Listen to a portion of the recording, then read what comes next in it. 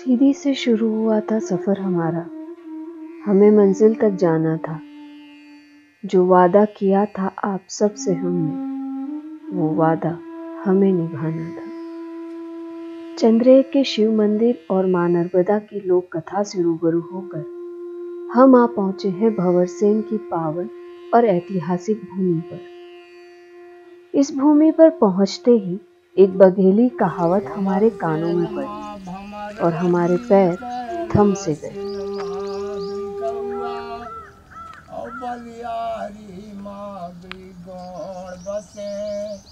और ठकुरी नौआ चंद्रे माधुई महुआ घूमन ओ बैसाखी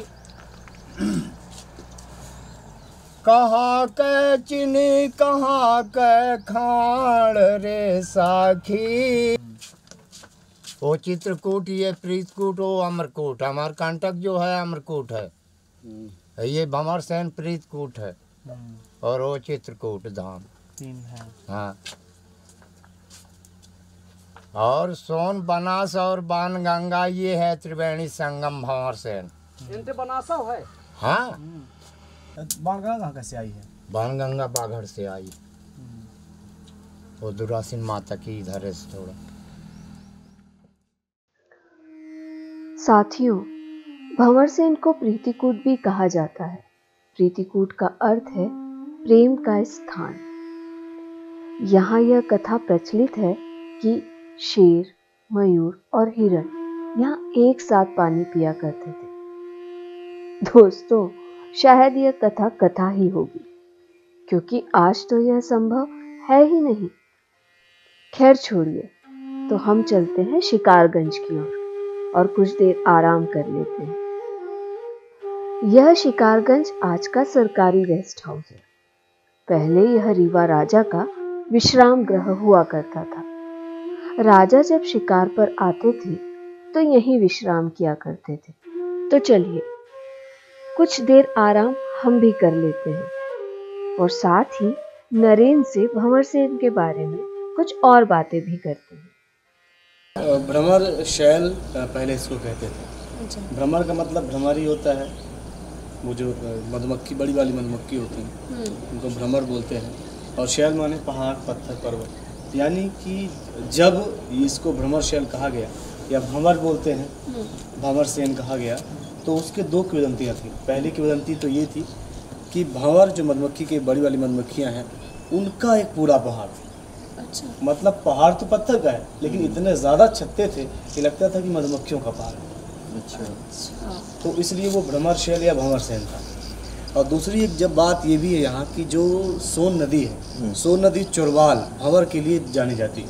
जहाँ पानी ऐसे घूमता है, आपने देखा होगा बड़ी नदियों में कि पानी घूमता है रेत के कारण, और वहाँ अगर आसपास कोई जाए तो वो रेत के साथ चोरवाल अंदर चला जाता है, डूब जाता है, रेत खींच लेता है।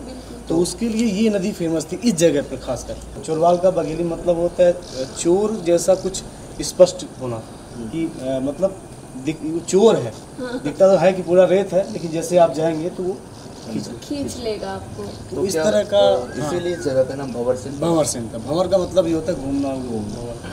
अच्छा, ऐसी कोई प्रतिमा क्यों नहीं है यहाँ पे बाणभट्ट की?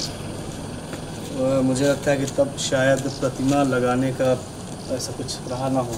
अगर मैंने बीच में सुना था कि आपने और नीरज सर ने और बाकी लोगों ने। अच्छा, अभी तो कालिदास अकादमी द्वारा प्रतिमा भेजी गई है। हाँ। एक पत्थर की मूर्ति, तो स्थापना होनी थी यहीं कि भंवरसेन या आसपास जहाँ उनका जैसे कि वो भी मंदिर है, शिव मंदिर, तो उस जगह पे कर दिया जाए।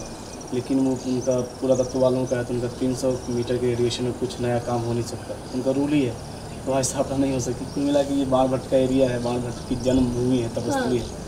यहाँ उनकी स्थापना नहीं हो पाई, वो मूर्ति चली गई है सीधे मानस वन में। देखते हैं क्या होता है। पर कितनी कमाल की बात है, देखिए कि जिस व्यक्ति की वजह से इस जगह का सम्मान है, जिसकी वजह से तपोभूमि है, उसके मरने के बाद उसकी मूर्ति को इस जगह पर स्थापित नहीं किया गया, उसे सीधी भेज दिया गया। तो ये तो हम तो घोर कलयुग में रहना, जब सत्यवादियों के साथ ऐसा हो सकता है तो हमारे साथ तो कुछ भी हो सकता है। खैर छोड़िए ये सारी बातें, हम लोग चलते हैं नदी की तरफ।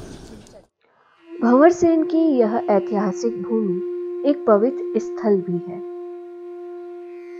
यहाँ सोन, बनास और बाणगंगा का संगम है। यह भारत का दूसरा बड़ा संगम है दोस्तों, और इसका जिक्र महाभारत में भी हुआ है।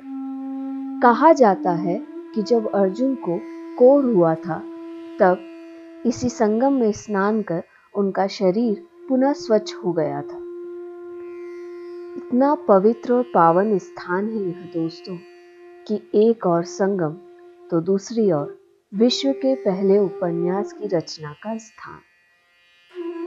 यह है शैल्य पर्वत, जिसके बारे में नरेंद्र ने हमें बताया और जिसके बारे में बाणभट्ट ने अपने उपन्यास में भी लिखा है। कहा जाता है कि यहाँ का पानी बहुत मीठा हुआ करता था और उसकी वजह है मधुमक्खी के छत्तों से टपकता यह शहद। बताते हैं कि यहाँ बहुत घना जंगल था इन पहाड़ों पर और हजारों की तादाद में मधुमक्खी के छत्ते हुआ करते थे। मगर सभी जगह की तरह यहाँ का भी लगभग प्राकृतिक सौंदर्य हम मनुष्यों ने अपने स्वार्थ के लिए खत्म कर दिया। मगर अब भी कई प्रमाण बाकी हैं जो यह बताते हैं कि विश्व का पहला उपन्यास यही लिखा गया है।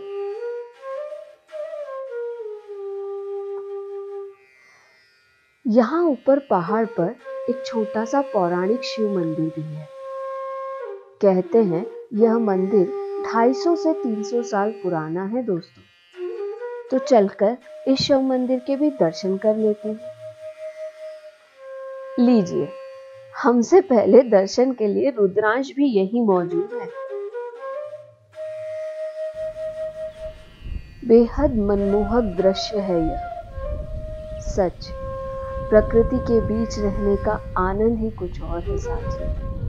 शायद यही वजह थी कि बाणभट्ट साहब ने इस जगह को चुना और कादम्बरी जैसी खूबसूरत प्रेम कहानी की रचना यहाँ की, जो आज के युग में असंभव है कि किसी प्रेमी और प्रेमिका का 3 जन्मों तक इंतज़ार करना।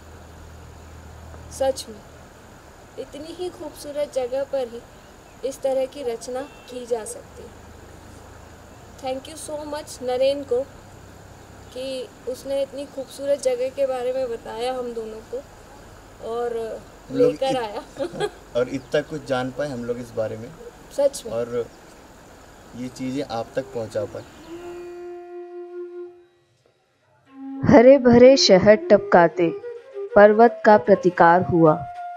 यहाँ आकर जाना क्यों सोन को नर्मदा से प्यार हुआ। यह हिस्सा है भारत का, यह हम सब की माटी है। विंध्य पर्वत से घिरी हुई यह भंवर सेन की घाटी है।